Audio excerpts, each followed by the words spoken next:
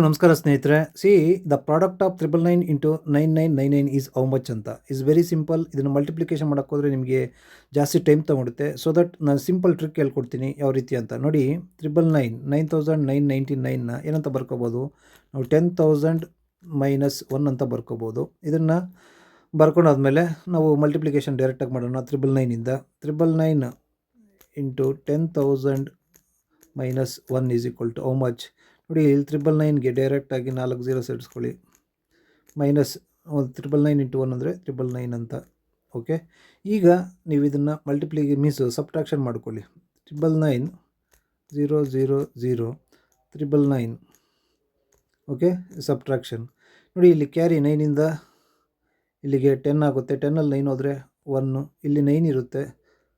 9 9 9. Okay, ಇಲ್ಲಿ 8 ಇರುತ್ತೆ. Right, 0 0 ಇಲ್ಲಿ 9 ಇರುತ್ತೆ. 8 9 9.